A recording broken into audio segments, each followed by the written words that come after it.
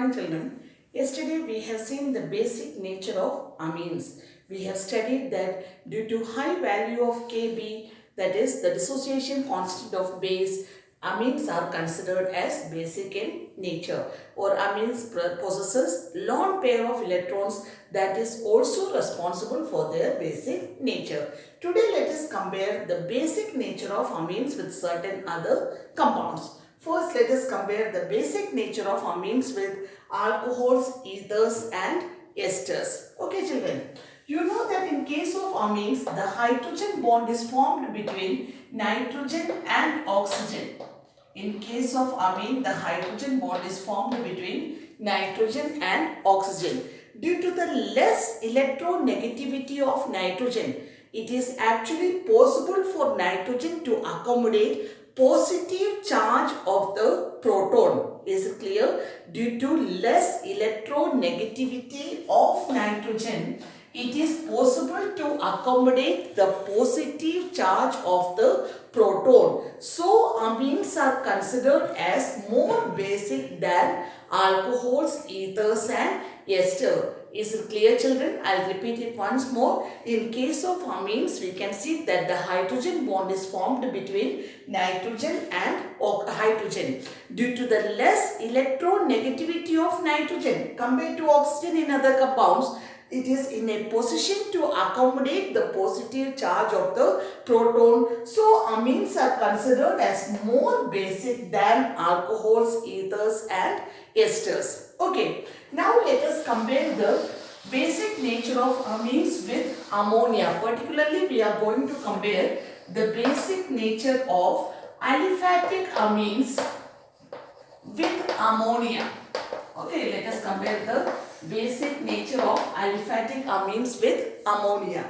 You know that in case of aliphatic amines, that is whether it is primary amine, या secondary amine, या tertiary amine, we can see the presence of alkyl group. Okay. In case of primary amine, one alkyl group is there. In secondary, two, as well as in tertiary, you can see the presence of 3 alkyl group. And what is the special feature of this alkyl group, children? Yes, it possesses or it has electron releasing nature. Due to the presence of this plus I effect, that is electron releasing inductive effect, it increases the electron density around nitrogen. Okay, it increases the electron density around nitrogen. So, it is possible to accept the proton, accept the hydrogen ion easily. Due to the presence of this electron releasing inductive effect or plus I effect of alkyl group, it increases the electron density around oxygen and the basic nature of aliphatic amines increases, or we can say that aliphatic amines are stronger bases than ammonia. Is it clear, children? In aliphatic amines, whether it is primary, secondary or tertiary, you can see the presence of alkyl group which possesses electron releasing inductive effect plus I effect, which increases the electron density, and in turn it is responsible for the basic nature, high basic nature of amines. Is it clear? Now let us compare this basic nature of amines one by one. That means we are going to compare the basic nature of primary, secondary and tertiary amines. This comparison we are going to do on the basis of 3 special properties. First one is plus I effect. Second, we are going to explain it in terms of steric hindrance, and third, we are going to explain it on the basis of solvation effect. Is it clear? We are going to compare the basic nature of aliphatic amines, that is primary, secondary and tertiary amines in terms of 3 factors, that is plus I effect, steric hindrance and solvation effect. Let us see how we can do that. First factor you consider plus I effect. We have already seen that as the number of alkyl group increases, that is, as the number of electron releasing group increases, it increases the electron density and hence the basic nature increases. That means on the basis of this plus I effect, we consider that tertiary amine should be the stronger basis. Okay. On the basis of this plus I effect, we can say that tertiary amines act as stronger bases. Now you come to the second factor, steric hindrance. Children, you know that compared to the mass of hydrogen, the mass of alkyl group is very high. So what happened? It hinders the approach of acid towards the attack, and therefore the basic nature of amines decreases as the number of alkyl group increases. Due to steric hindrance, due to steric factors, as the number of alkyl group increases, basic nature of amines decreases, and on that basis we can say that primary amines act as stronger bases. Okay, now you consider the third effect. Here we can say that every amine in aqueous solution has a tendency to attract proton and forms protonated amine. Okay, whether it is, that is, if you just consider primary amine, it has a tendency to attract a proton. So this will be the proton H plus. Already primary amine is RNH2. It attracts one proton, and this protonated amine has a tendency to form hydrogen bond with water. Okay, it will be able to form hydrogen bond with water. This bond you can consider it as hydrogen bond. So you can see the presence of 3 hydrogen bond in case of primary amine. Is it clear, children? Whatever be the amines in aqueous solution, they have a tendency to attract a proton, and this protonated amine has a tendency to form hydrogen bond with water molecule, and as a result the energy which is produced is termed as solvation energy. Is it clear? And as the number of this hydrogen bond increases, solvation energy increases, or we can say that acidic nature increases. Here you can see the structure of primary amine, which is able to form 3 hydrogen bond. So solvation effect is maximum in case of primary amine. Children, if you consider secondary amine, let us consider this is secondary amine. And here we can see that secondary amine is able to form only 2 hydrogen ions with water molecule. Okay. Or if you consider if it is tertiary amine, this tertiary amine will be able to form only one hydrogen bond with water molecule. Is it clear, children? We have seen 3 separate cases. In the case of primary amine, you have seen that 3 hydrogen bonds it forms. Secondary can form 2 and tertiary can form only 1. That means solvation effect is maximum in case of primary amine. So on the basis of these 3 effects, when you combine these 3 effects, we can say that in case of methyl amines, the increasing order, the order of basic nature is secondary, which is stronger than primary, which is stronger than tertiary. And in case of ethyl amines, the order is secondary, which is stronger than tertiary, which is stronger than primary. Is it clear, children? So if you just consider the order of basic nature, in case of methyl amine, it is secondary, which is greater than primary amine, which is greater than tertiary amine. And in case of ethyl amines, the order is secondary, greater than tertiary, which is greater than primary. And if it is in the gaseous phase, then we can say that it is tertiary, which is greater than secondary, that is greater than primary. Is it clear? In case of gaseous phase, it is tertiary, which is greater than secondary, which is greater than primary. Is it clear? That is the comparison of basic nature in case of primary, secondary and tertiary amine. Now let us compare the basic nature of aromatic amines with ammonia. Okay, aromatic amine with ammonia. That is, if you consider, children, in case of aromatic amine, that is aniline, if you take the structure, we can say that it will be showing the property of resonance. Okay, so this lone pair of electrons will be involved in conjugation. this lone pair of electrons will be involved in conjugation. So due to this involvement, that means we can say that this lone pair of electron, that is the NH2 group, is directly attached to benzene ring. So this lone pair of electron is involved in conjugation with the benzene ring. That means no free electrons are there. So aromatic amines are considered as weaker bases than ammonia. Is it clear? Due to the absence, that means here there are no free electrons in case of aromatic amine. That electrons are involved in resonance. Is it clear? And children, as we have already studied, if you draw the resonance structures, you can see that the amines will be getting 5 resonance structures.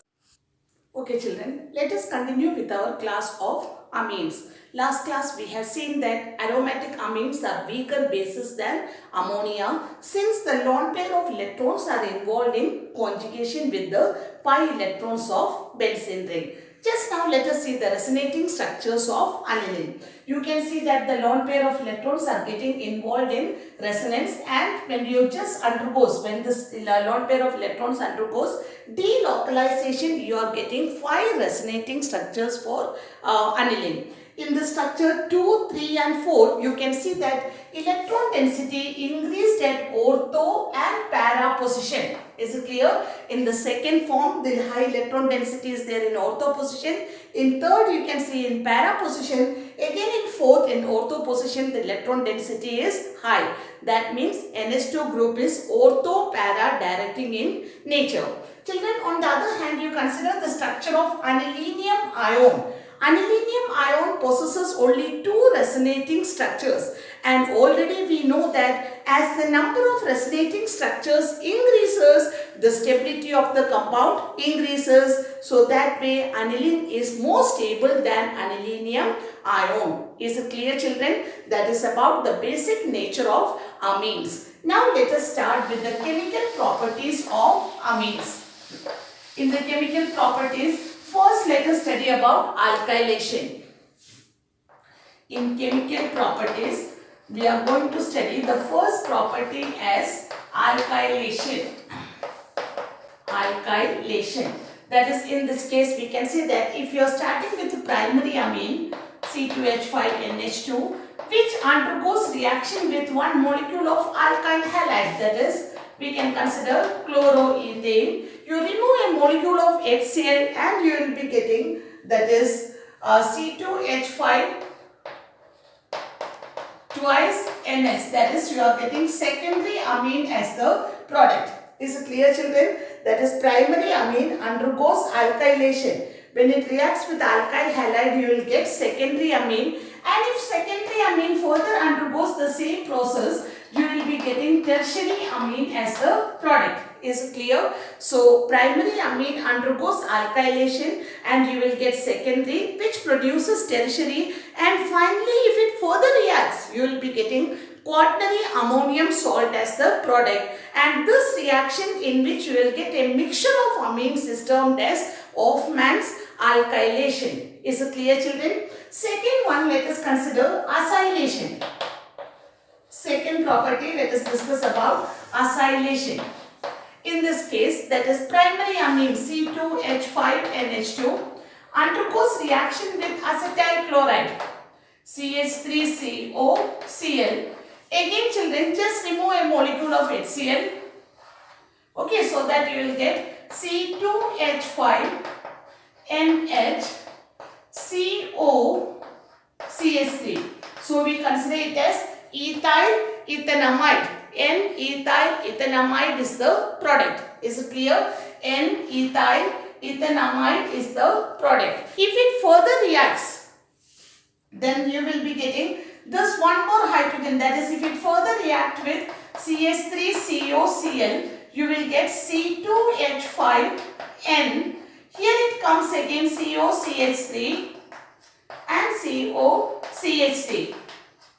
Is it clear children? So this is how acylation will be going on. Now the third property let us consider, that is a very important chemical reaction, that is carbylamine reaction. It is considered as a test for primary amine. So the third reaction we can consider carbylamine reaction. carbylamine reaction. In this case, primary amine undergoes reaction with chloroform. Primary amine reacts with chloroform along with alcoholic potassium hydroxide. Primary amine react with alcoholic potassium hydroxide along with chloroform and produces a foul smelling compound, that is isocyanide, as the product. Is it clear, children? So this isocyanide, alkyl isocyanide, is otherwise termed as carbylamine, and this reaction is termed as carbylamine reaction. It is a special feature of only primary amine. Is it clear, children? Primary amine undergoes reaction with chloroform along with alcoholic potassium hydroxide and produces alkyl isocyanide, which possesses a very foul smell, and the reaction is termed as carbylamine reaction. Actually, this alkyl isocyanide is otherwise termed as carbylamine. Is it clear? Next one we can consider reaction with nitrous acid. In this case, it reacts with both aliphatic, aromatic amines as well as primary, secondary and tertiary. But according to our syllabus, we are seeing only the reaction of nitrous acid with primary amine. Suppose if you just consider primary aliphatic amines, that is RNH2, undergoes reaction with nitrous acid. Nitrous acid, let us write it as HONO, and produces ROH plus nitrogen plus water as the product. This evolution of nitrogen is considered as a test again for primary amine. Okay, primary amine react with nitrous acid and produces alcohol as well as nitrogen as the product. Suppose if it is aromatic primary amine, that is if you just consider aniline, aromatic primary amine undergoes reaction with nitrous acid at about 273 to 278 Kelvin. Children, do you remember this reaction? Reaction of aniline with nitrous acid at about 273 to 278 Kelvin and results in the formation of benzene diazonium chloride. You are getting benzene diazonium chloride, or this reaction is termed as diazotization. Is it clear? That is aniline, aromatic primary amine, undergoes reaction with nitrous acid at about 273 to 278 Kelvin and produces benzene diazonium chloride, that is BDC, and the reaction is termed as diazotization. Is it clear, children? And similarly, it reacts, suppose if nitrous acid reacts with a secondary amine, then you will be getting N-nitroso compound as the product. This nitroso compound generally exists as a yellow oily color liquid, and with the tertiary amine it will give you corresponding salts. Is it clear? Let us consider the next property, that is with benzene sulfonyl chloride.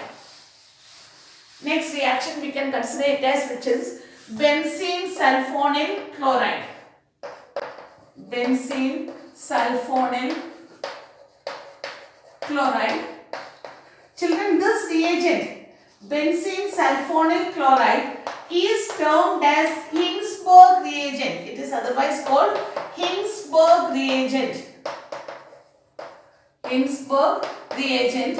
So, this reaction is termed as Hinsberg reaction or Hinsberg test. Okay, benzene sulfonyl chloride, or it is called Hinsberg reagent, and therefore this test is termed as Hinsberg test. In this case, what happened? If you just consider primary amine, that is RNH2, undergoes reaction with Hinsberg reagent, that is benzene sulfonyl chloride, SO2Cl, reacts with RNH2. Again, children, first you remove a molecule of HCl so that you will get benzene sulfonamide, SO2NHR,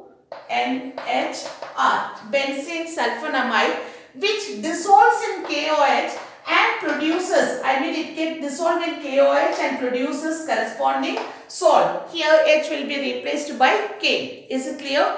Primary amine undergoes reaction with benzene sulfonyl chloride and produces benzene sulfonamide, which is soluble in KOH.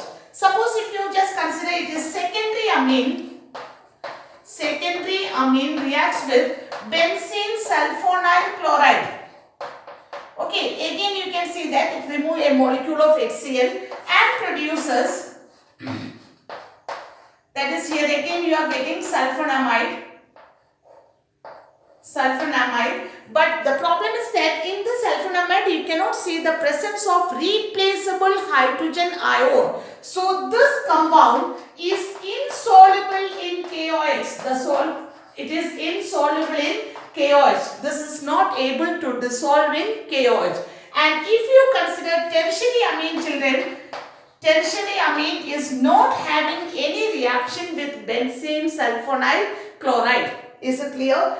Benzene sulfonyl chloride reacts with primary amine, produces sulfonamide, and it is soluble in KOH due to the presence of this ionizable hydrogen ion. But benzene sulfonyl chloride reacts with the secondary amine and it produces sulfonamide, which is insoluble in KOH due to the absence of ionizable hydrogen ion. And tertiary amine don't have any reaction with the benzene sulfonyl chloride or Hinsberg reagent. Children, this reaction can be used to differentiate between primary, secondary and tertiary amines. Is it clear? Now we have to start with electrophilic substitution reactions of amines. Okay children, let us continue with the class. Last class we have studied about the general chemical properties, and now we are going to explain about electrophilic substitution reactions of aromatic amines. Children, already we have seen that in the resonating structures, amines are also, amino group is ortho-para directing. So, substitution generally takes place at ortho-para position. So, first let us see the first reaction, bromination. If aniline undergoes bromination, direct bromination, instead of ortho-para derivative, children, you are getting a pale yellow PPT of 2,4,6-tribromoaniline. Is it clear? If aniline undergoes direct electrophilic substitution with the bromine, you will get a pale yellow PPT of 2,4,6-tribromoaniline. You know why it is so? It is because of highly activating nature of NH2 group. So to avoid this, first you are supposed to protect amino group. For that, let us perform acylation. You will treat aniline with CH3COCl so that you will get acetamide. Now this acetamide undergoes bromination. You will get a mixture of ortho and para substituted acetamide, which further undergoes hydrolysis. It undergoes acid hydrolysis and you will get a mixture of ortho-bromoaniline and para-bromoaniline. Is it clear children why we have to do this process? It is because of highly activating nature of amino group. Is it clear? Now let us consider the second reaction, that is nitration. When you consider nitration, you know that nitric acid is a strong oxidizing agent. Okay, nitric acid is a strong oxidizing agent. So suppose if aniline undergoes reaction with nitrating mixture, if it undergoes reaction with nitrating mixture, children, because of this particular nature, that is oxidizing nature of nitric acid, here you will get a mixture of ortho, para and meta substituted aniline. Okay, you will be getting a mixture of ortho, para and meta substituted product. So again, to avoid this thing children, first we have to do the acylation process. So aniline undergoes acylation, CH3COCl. You will get acetylated product, that is NHCOCH3. And NHCOCH3 further undergoes nitration reaction with the nitric acid. You will get a mixture of ortho-para substituted, nitro substituted product. In the ortho and para position, you will be getting NO2.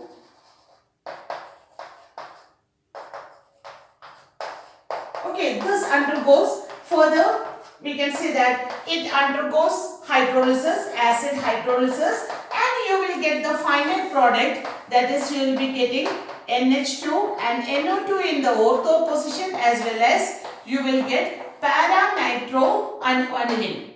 Is it clear, children? After this, the same process everywhere, in order to protect the NH2 group, first you have to do the process of acylation. Is it clear? Now let us see the next reaction, that is sulfonation. If you just consider, aniline undergoes sulfonation. It undergoes sulfonation.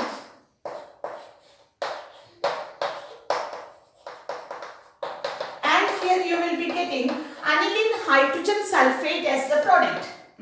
First you will get aniline hydrogen sulfate. This undergoes reaction with water and produces sulfonilic acid as the product. And children, in this case, it undergoes rearrangement within the molecule so that you will get a sweeter ion. You will get NH3 plus and SO3 minus. This type of dipolar ion, that is which carry an acidic part as well as a basic part, or a compound which carries a dipolar ion, is termed as sweeter ion. Is it clear, children? So in this case, this is a special feature of again aniline. Aniline react with the sulfuric acid and produces sweeter ion. What is sweeter ion? It's a dipolar ion which carry NH3 plus as well as SO3 minus in the same compound. Is it clear, children? That is about electrophilic substitution reactions of aniline. Naturally, you will be having a doubt why I didn't mention about Friedel-Crafts alkylation or acylation here. Children, you know that in case of Friedel-Crafts alkylation or acylation, whatever be the reaction, we use anhydrous aluminium chloride as the catalyst.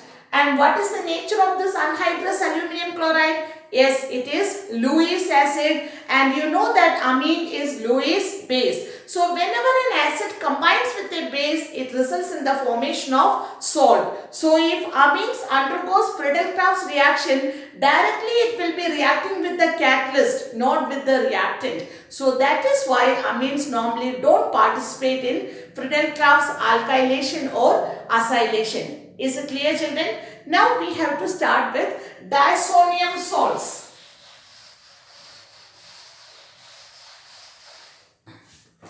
Diazonium salts. Already in first chapter you have studied about diazotization. That is a method which is used for the diazotization. The method which is used for the preparation of diazonium salt. Particularly we are dealing with benzene diazonium chloride. You know that aniline undergoes reaction with nitrous acid. Instead of nitrous acid, again you can use a mixture of sodium nitrite and HCl. Okay. In order to get nitrous acid, we can use a mixture of sodium nitrite and HCl, and the reaction takes place at about 273 to 278 Kelvin. That means ice cold temperature, and produces benzene diazonium chloride. Is it clear? Aniline undergoes diazotization, that is it reacts with nitrous acid at about 273 to 278 Kelvin and produces benzene diazonium chloride, and this particular reaction is termed as diazotization. Is it clear? And generally as the physical properties we can say that benzene diazonium chloride generally exist as crystalline solids. Okay, they generally exist as crystalline solids. Crystalline solids. Second one, we can say that being ionic in nature, since they carry charge, they are soluble in water. Okay, they are soluble in water. And in the aqueous form, children, they are good conductors of electricity also. Is it clear? generally they are exist as crystalline solids. Since they carry charge, being ionic in nature, they are soluble in water. In the aqueous form, they are good conductors of electricity. And one more thing we can say that they are generally, if you consider, colorless, but on exposure to air, they also gain color. Is it clear, children? That is about the method of preparation and simple physical properties of benzene diazonium chloride. Children, let us continue with the chemical properties of BDC, that is benzene diazonium chloride. Already you have studied in the first chapter, but let us combine them together. Benzene diazonium chloride undergoes reaction with the copper chloride and HCl and produces chlorobenzene, or it reacts with the copper bromide and HCl and produces bromobenzene. We have seen that, children, this reaction is collectively termed as Sandmeyer's reaction. Do you remember? Yes. Benzene diazonium chloride reacts with the copper halide and hydrogen halide and produces chlorobenzene or bromobenzene. Then we can say that BDC reacts with the copper cyanide, produces cyanobenzene. If it reacts with the potassium iodide, it produces iodobenzene. Benzene diazonium chloride reacts with HbF4 and produces fluorobenzene. But if it reacts with HbF4 in presence of NaNO2, you will be getting nitrobenzene as the product. At the same time, benzene diazonium chloride undergoes, or if it is warmed with water, you will be getting phenol as the product. If it undergoes reduction, that is, if BDC undergoes reduction in presence of H3PO2, you will be getting benzene as the product. Is it clear, children? These are some of the chemical properties of BDC, that is benzene diazonium chloride. Now we have to see the next chemical property, that is coupling reaction. BDC undergoes coupling reaction with both phenol and aniline and produces corresponding dyes. If you just consider phenol undergoes, this is phenol, undergoes reaction with benzene diazonium chloride. It undergoes reaction with benzene diazonium chloride, and children, this molecule of HCl will be removed. Okay, HCl will be removed and you will be getting para-hydroxy, that is in the para position, hydroxy group is there, azobenzene, double bond N stands for azobenzene. So this is an orange color dye. This is called para-hydroxy azobenzene. Is it clear, children? So here we have seen that phenol undergoes reaction, or it undergoes coupling reaction with the BDC, benzene diazonium chloride, and produces para-hydroxy azobenzene, which is an orange color dye. Okay, the same way we can say that aniline undergoes coupling reaction with BDC. Aniline undergoes coupling with BDC, and again you will be getting a dye. The reaction takes place same way. Just remove a molecule of HCl and you will be getting para-aminoazobenzene as the product. In this case, you will get para-aminoazobenzene as the product. This is a light yellow color dye. Para-aminoazobenzene. Is it clear, children? That is about coupling reaction. I will just repeat it once more. That is, phenol reacts with the BDC, benzene diazonium chloride, and produces para-hydroxy azobenzene, or if it undergoes coupling with that is aniline, BDC undergoes coupling with aniline and produces para-aminoazobenzene. Is it clear, children? That is about the chemical properties of benzene diazonium chloride. And you know that this benzene diazonium chloride are very important, industrially very important reagents. Since using this, you can prepare so many compounds. Now I will just wind up the test for amines. Children, we have seen that if you have to identify or differentiate primary amines from other amines, we can directly depend on carbylamine reaction. Is it clear? Only primary amine on reaction with chloroform and alcoholic KOH produces foul smelling isocyanide. Is it clear? So carbalamine test is the test. It is the confirmatory test for primary amine. Suppose now this aniline is also a primary amine. If it is asked ethanamine and aniline, then what we will do, since both of them are primary amine, so both will give you isocyanide here, carbalamine test. In that case, for the differentiation of aniline, you can always perform dye test. That means aniline can be treated with nitrous acid, so that you will get benzene diazonium chloride. Now this benzene diazonium chloride on reaction with 2-naphthol, beta naphthol, when it undergoes reaction with beta naphthol, you will be getting a dye. Okay, so that will give you the test, confirmatory test for aniline. Is it clear? Even though aniline, if two primary amines are asked, then to differentiate aniline from rest other compounds, you can always perform this dye test. Aniline treated with nitrous acid under ice cold condition produces BDC, which on reaction with beta naphthol, 2-naphthol, you will get a dye.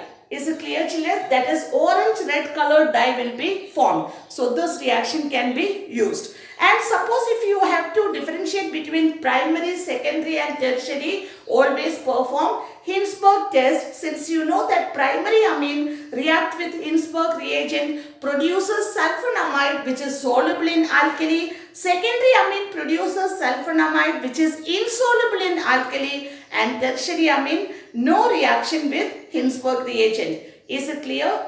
Is it clear, children? Okay, thank you.